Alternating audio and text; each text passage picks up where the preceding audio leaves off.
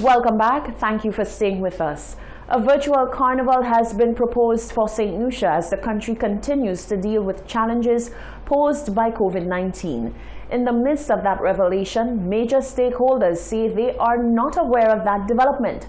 The president of the Carnival Bands Association, Barry George, says he is extremely concerned that no consultation has been had with stakeholders on such a major event that could help the country stir economic activity at a time when it is desperately needed. Nisha Charles reports. St. Lucia prides itself as having one of the best carnival experiences in the Caribbean.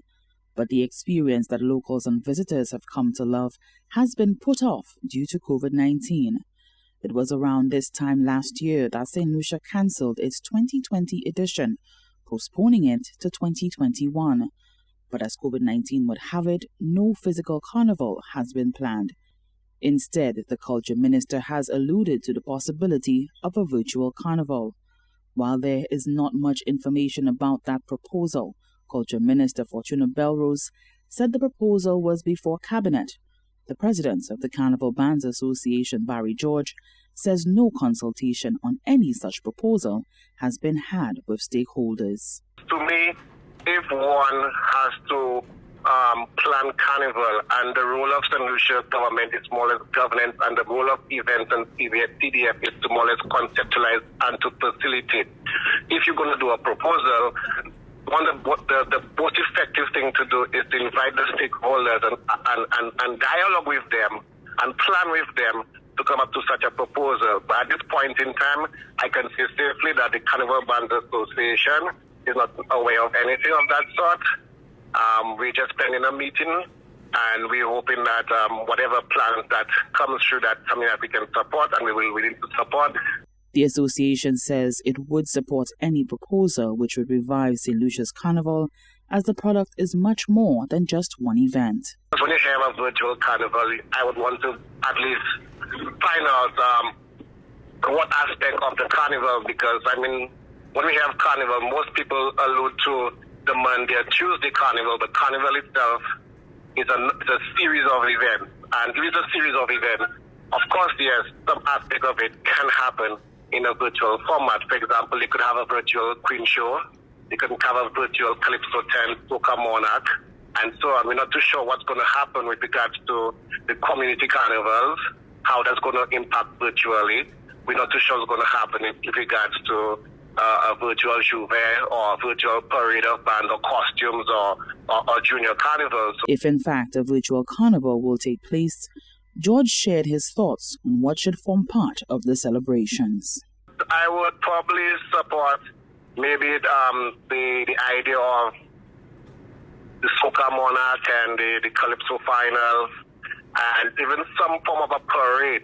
I mean, even a parade of costume, could happen. Individual costumes could happen, because you can actually, space yourself evenly among, it's just a display of costumes. You can find carnival-related productions that you can do, and so on. So in that line, even in a virtual carnival sense, I would use that opportunity to educate people about the importance of carnival and where St. Lucia plan to go with carnival in the future, because right now St. Lucia Carnival is ranking number 2 in the Caribbean.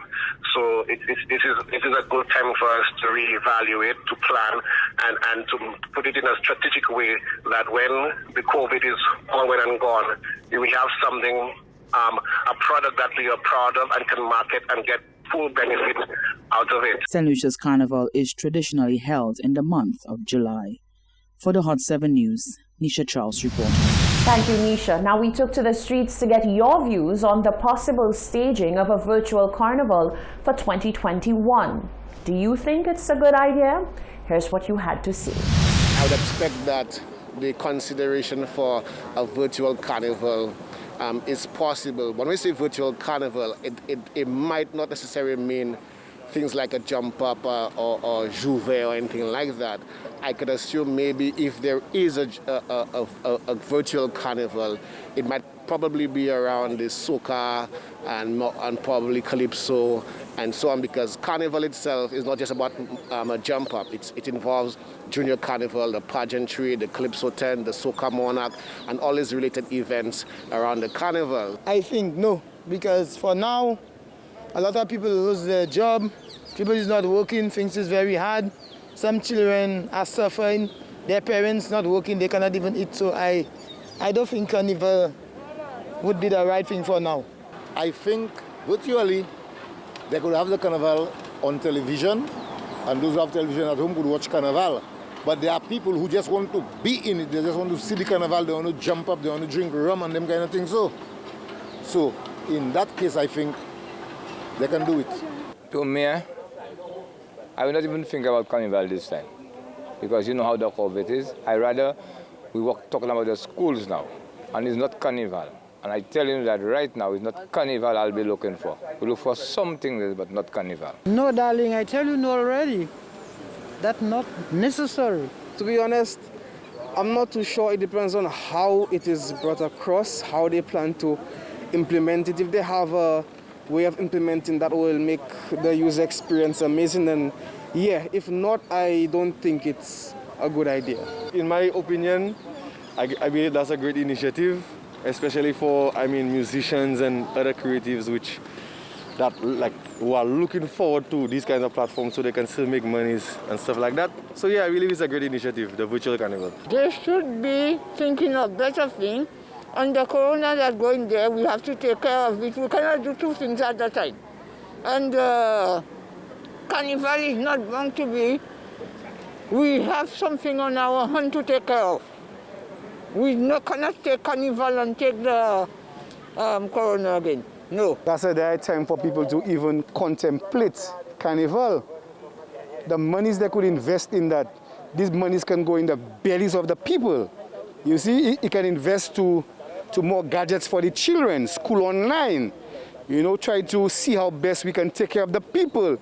That time for carnival, guys. You see, whether it's virtual or not, that's time to put food in people's belly. Carnival, I just want to part in that.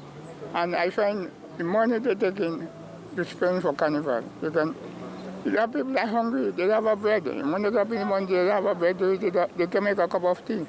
I feel what the government should do in that time is give everybody a change in their hand. They can buy something to eat, send their children to school. So that is how I watch it and watch carnival on TV. The early childhood sector has been given the green light to reopen come April. This follows consultative meetings with education officials and the Prime Minister. The President of the National Association of Early Childhood Practitioners, Scholastic Elcock, says COVID-19 has underscored the need for safe childcare services for working parents, and she says the reopening will be welcome news for many parents and guardians. Following a proposal on the part of the National Association of Early Childhood Practitioners for the reopening of the early childhood sector, the Ministry of Education, in conjunction with stakeholders like the Department of Environmental Health, have set a date of the 6th of April for the reopening of early childhood centers across the island. The president of the National Association of Early Childhood Practitioners, Scholastic Elcock, says meetings held in March on the 4th and 9th outlined the plans for a safe reopening. But inspections are being carried out at the moment for centers that were not assessed before, to allow them to be opened. We have to continue with the protocols that we have in place, and permission also have been given that the opening days should be Monday to Friday, from 7 a.m. to 5 p.m. We spent some time deliberating over the time, and the safety aspect was very, very important. So that is why some centers that were not assessed by environmental health, it's a priority now. Alcock says the COVID-19 pandemic and the recovery efforts for the local economy made a powerful argument for the necessity and value of early childhood services. I think if there was any doubt before, I think COVID has brought towards our attention the importance of early childhood education, not only to teachers or administrators, but also to the parents and other stakeholders. Because if the economy is going to be open, women, especially, women need safe and secure places to keep their children. Because as a woman, if you're not happy where your child is at, then you're not going to be very productive at work. Because you're going to spend most of the time calling your childminder or whoever is taking care of your child to ensure that they're okay. And sometimes even family members do not understand the children.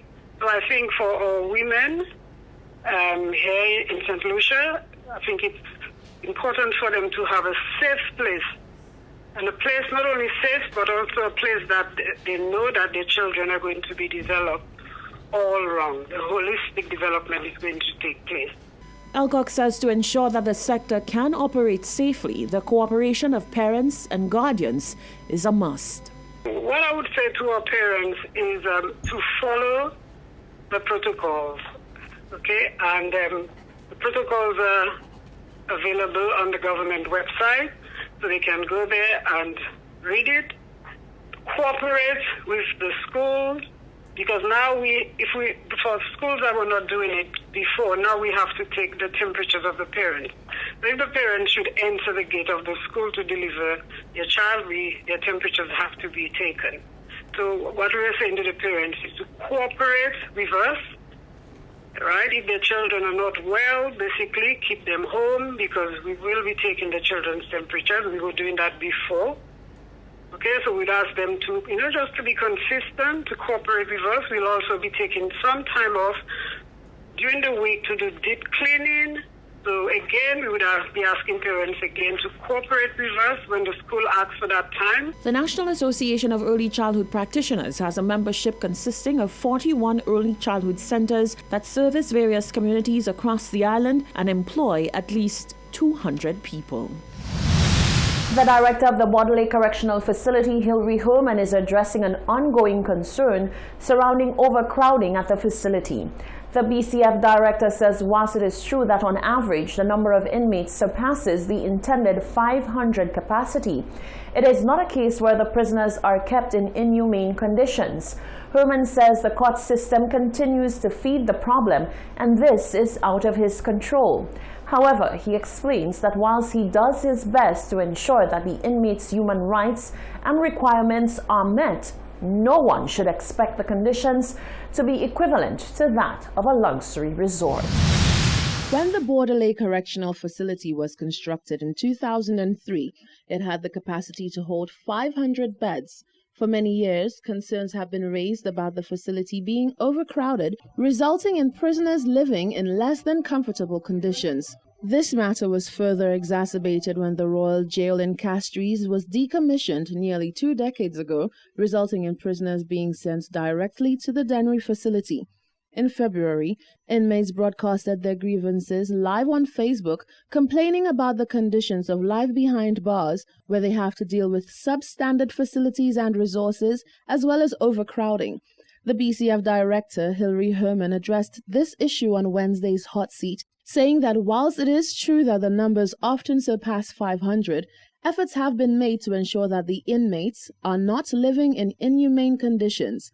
Over the years, we've done some conversion. The way the facility is built, it's built with 9 individual prisons that are self-contained within one compound.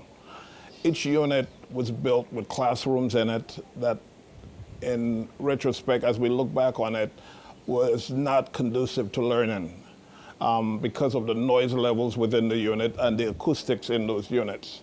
So we repurposed those classrooms to dorms, which increased our capacity. So we can now hold well over 600 inmates. Herman said it is ensured that the human rights and requirements of the inmates are catered to.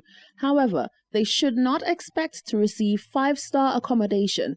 Our goal is to maintain a humane environment, a less hostile environment, an environment that's conducive to change in behavior. That's our goal. That's our aim. I must tell you that inmates are very good at complaining. If you give them steak, they will say the steak was too tough. That's just the way inmates are. I will tell you that there's no one sleeping on the floor. There are cases where we have a mattress on the floor because, as you said, we are dealing with some overcrowdedness. I don't know of any prison that doesn't have overcrowdedness. We just have to maintain the accommodations that we have. The BCF director said the matter is made worse by court placements and they are not in a position to turn inmates away. If the court sends us 50 inmates, we're the only prison in town. We have to accept them. So we have to make livable space for inmates. And if it takes us putting a mattress on the floor to do so, that's what we need to do. And so we need to continuously remind inmates that, yes, this is a correctional facility, but it's also a secure environment. Herman also addressed the facility's water woes, saying that the BCF is not immune to droughts and water shortages. So at times, with hundreds housed at one time, water is rationed and inmates are given their personal share of 2 jerrycans each. Reporting for Hot 7 News, I am Rochelle Gonzalez. You're watching the Hot 7 TV Nightly News. Stay with us. There's much more coming up after the break.